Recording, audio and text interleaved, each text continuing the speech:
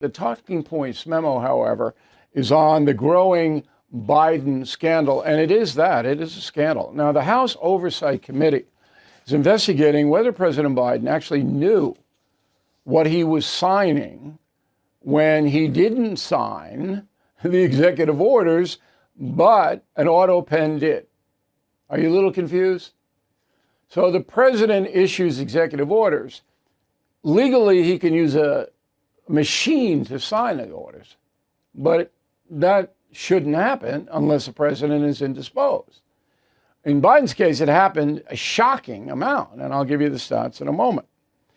So the House Oversight Committee wants to know what was going on. Did Biden even know what was in these executive orders? Very tough to prove. Very, very tough.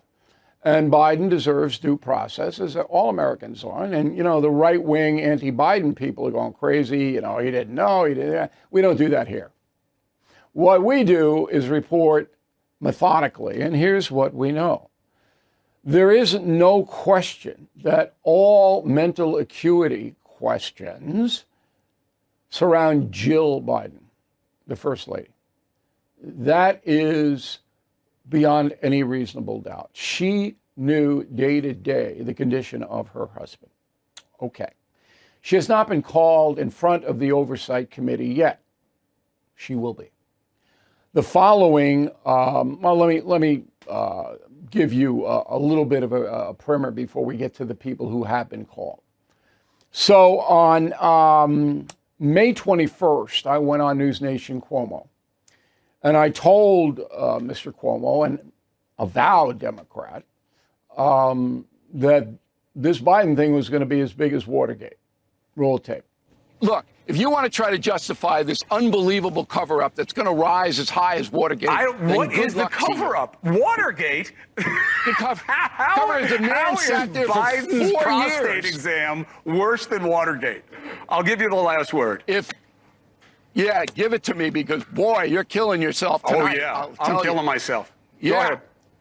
You have a right as an American citizen, Cuomo, to know if your president is infirmed mentally or physically. I agree. The Constitution gave the privilege to the press to keep an eye on these people, yes, so that we would know their status and condition. In Watergate, they covered up a crime.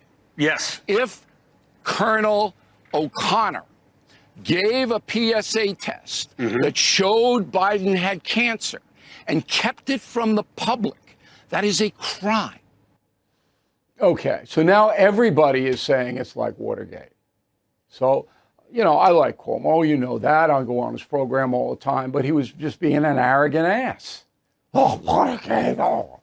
You wait and see what happens here. Because you cannot cover up, right, a mental acuity or a physical situation in the White House. You can't. And it is Watergate. It's worse than Watergate, probably. Nixon's people covered up crimes. All right, they covered up break-ins, they covered up bribery, they covered all that stuff. Okay. So the following people are going to have to testify in front of the House Oversight Committee. Here they are. Former Senior Advisor Michael Donnellan, Senior Advisor Anita Dunn, former Biden Chief of Staff Ron Klain, former Deputy Chief of Staff of Policy Bruce Reed, former Counselor to the President Steve Ricchetti. Now, they've all retained counsel. They know they're in trouble, and they're all going to say the same thing. Oh, we didn't say anything when we were there. It was fine. Oh, no, he knew everything. That's what they're all going to say. They're not going to say, yeah, I lied about it. They're not. And again, it's going to be hard for the Oversight Committee to prove anything. It will, because there were days when President Biden was lucid. However, in my opinion, this was a mammoth cover-up. And the guy who's in most trouble is the doctor that I just mentioned, O'Connor. He's a colonel, retired colonel in the Army. And he was examining Biden. Roll the tape. How's the president's health? It's excellent. Thanks. It is? And how is his mental cognition? It's excellent. It's excellent. Is there a reason you didn't perform a cognitive test on him? We don't need to. He's here every day. Okay. Now, that's a tough one. And if O'Connor did not give the prostate test, or did give it and then held it back, because as you know, President Biden has cancer, prostate cancer, he's going to have to be prosecuted. Now, it might not reach that, because this is a committee that's looking at this. It's not the FBI, it's not the Justice Department. Although Donald Trump has called for an investigation, which means that the Justice Department is going to have to get involved, because that's where it has to go. I mean, these pinheaded House people, Congress people, senators, yeah, they can ask the questions, they can embarrass people, but you need hard evidence, and it's a tough one. It is a tough one. Now, let's get to the executive orders at play. So from January 1st of this year to Inauguration Day on the 21st, there were 14 executive orders signed in the White House, all of them by executive order, by Autopen, I should say. All of them, all 14. Pretty troubling. In 2024, 74% of all EOs signed by Autopen. No excuse. It's an astronomical number. I don't think it's ever been anywhere close to another president doing that. Why? Biden couldn't take the pen and sign the order? Does that take 3 seconds? Why?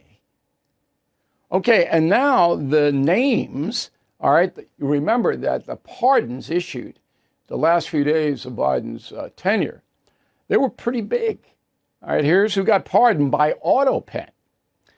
His brother James, wife Sarah Jones Biden, sister Valerie Biden Owens, husband John, his brother Francis Biden, General Mark Milley, and Dr. Anthony Fauci. I mean, they're huge names. And he couldn't sign their pardons? And Autopen had to do it?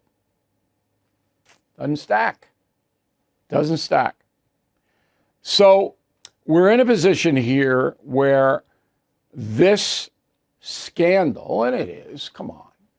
I mean, if you don't know by now that the President of the United States was virtually incapacitated on certain days, and we, the people, were lied to about it, if you don't know that by now, you don't want to know.